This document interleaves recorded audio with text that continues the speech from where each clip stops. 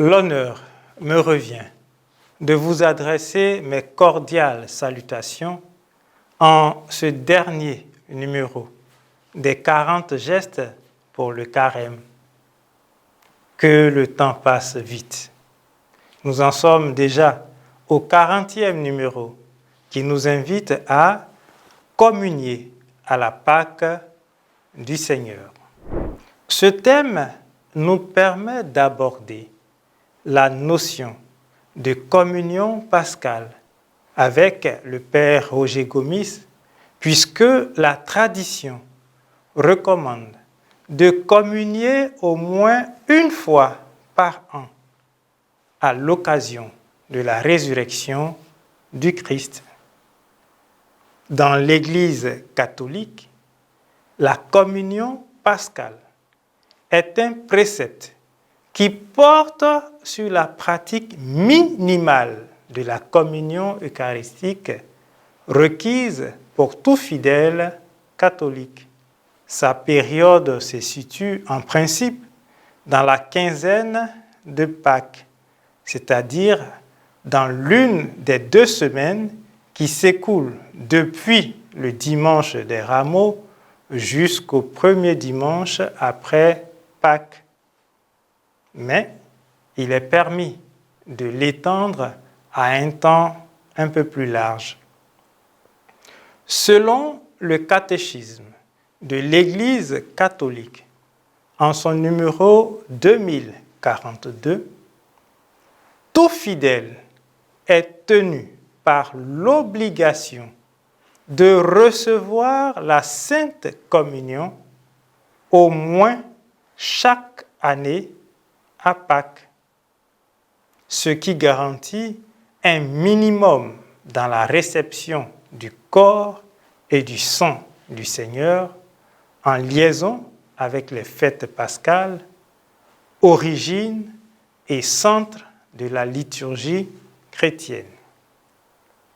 Le Code du droit canonique précise: ce précepte doit être rempli durant le temps pascal, à moins que, pour une juste cause, il ne le soit à une autre époque de l'année.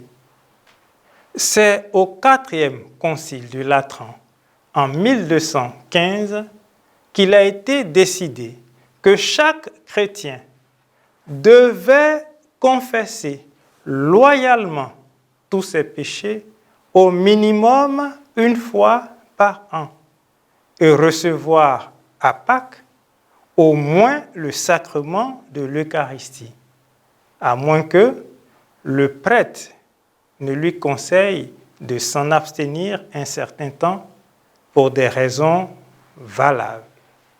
Saint Thomas d'Aquin fournit de précieux renseignements sur les contextes religieux et spirituels qui ont conduit l'Église catholique à une telle discipline. En effet, il écrit dans sa fameuse somme théologique ceci: pour l'Église primitive à ses débuts, quand la ferveur chrétienne était intense, les fidèles devaient communier tous les jours. Le pape Anaclet avait rappelé l'importance de la communion pour les apôtres, pour tous ceux qui ne veulent pas être exclus de l'assemblée des fidèles. La ferveur de la foi s'étant ensuite amoindrie, le pape Fabien autorisa un minimum de 3 communions par an, à Pâques, à la Pentecôte et à Noël. Le pape Sutter rajouta également la scène du Seigneur le jeudi saint. Par la suite, face à la multiplication des comportements d'iniquité et de manque de charité, le pape Innocent III décida que les fidèles devaient communier au moins une fois par an, à Pâques. D'autres documents conseillent toutefois la communion tous les dimanches. Ainsi, selon les contextes, l'Église s'est toujours adaptée pour ajuster sa discipline. Sans donc vouloir favoriser le laxisme, elle cherche plutôt, à travers le précepte de la communion pascale, à éviter aux fidèles du Christ le risque de ne pas réaliser cette très forte recommandation du Seigneur en Jean chapitre 6, verset 53. Si vous ne mangez pas la chair du Fils de l'homme, et si vous ne buvez son sang, vous n'aurez point la vie en vous. Il s'agit, encore une fois, d'une pratique minimale, mais le vœu de l'Église, c'est de voir ses enfants, toutes les fois qu'ils assistent au saint sacrifice de la messe, y participer, non seulement par les désirs de leur cœur, mais même par la réception sacramentelle de la Sainte Eucharistie.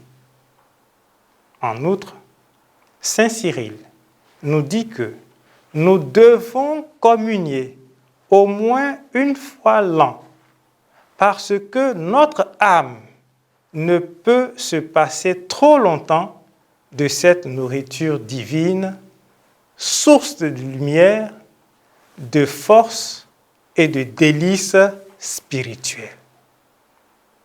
La Sainte Eucharistie guérit les maladies spirituelles de nos âmes. Elle nous fortifie contre les tentations et elle amortit les ardeurs de la concupiscence.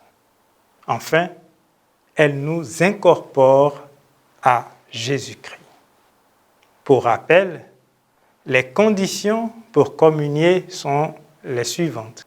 Avoir reçu le sacrement de baptême, puisque le baptême est la porte d'entrée de tous les sacrements, et également le sacrement de la communion. Être en état de grâce, c'est-à-dire avoir l'âme qui participe à la vie intime de Dieu, en étant le siège de la Sainte Trinité, et donc nécessairement qui est exempte de tout péché mortel. Le 5 février 2014, le pape François, lors d'une audience générale, disait ceci: « Chers amis, nous ne remercierons jamais assez le Seigneur pour le don qu'il nous a fait dans l'Eucharistie. C'est un si grand cadeau et c'est pourquoi il est si important d'aller à la messe le dimanche. Aller à la messe, non seulement pour prier, mais pour recevoir la communion, ce pain qui est le corps de Jésus-Christ, qui nous sauve, nous pardonne, nous unit au Père. C'est beau de faire cela. Frères et sœurs, au terme de ces 40 jours de cheminement, je ne peux que nous encourager à nous préparer véritablement pour recevoir le Christ comme le recommande 1 Corinthiens chapitre 11 versets 27 à 29. La croissance de notre vie chrétienne a besoin d'être nourrie par la communion eucharistique. Et tout le cheminement que nous avons fait avec vous trouve ici son aboutissement. Les piliers du temps de carême, que sont la prière, la pénitence et le partage, sont à suivre scrupuleusement et ils doivent se décliner dans les 40 gestes que nous avons parcourus ensemble. Que Dieu accorde à chacun de vivre selon sa volonté et qu'il nous donne la force de la vie en intimité avec lui. Je vous souhaite une fructueuse semaine sainte, que la résurrection du Christ soit source de joie pour chacun et plaise à Dieu de nous retrouver pour un autre programme. Je vous aime, Dieu vous aime, à bientôt.